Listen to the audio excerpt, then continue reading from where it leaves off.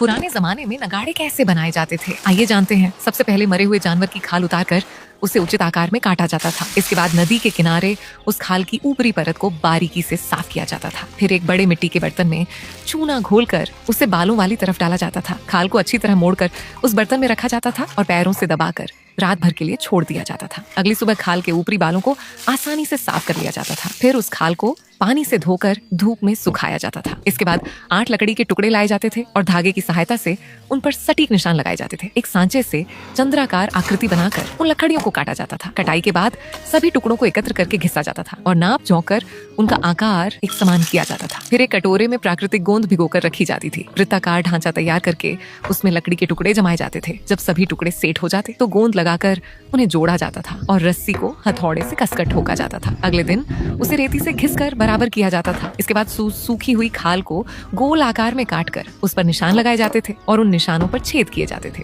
ताकि रस्सी आसानी से पिरोई जा सके। रस्सी को सभी छेदों में डालकर लकड़ी के डंडे फंसाए जाते थे और उन्हें घुमाकर खाल को मजबूती से कसा जाता था। अगले दिन उस पर गोलाकार चिन्ह लगाकर कीलें ठोकी जाती थीं। जब सभी कीलें लग जाती तो सबसे नीचे की रेखा से काटकर उसे पलट दिया जाता था और दूसरी तरफ भी यही प्रक्रिया दोहराई जाती थी। अंत में उस पर लाल रंग पोता जाता था और नगाड़ा बनकर तैयार हो जाता था।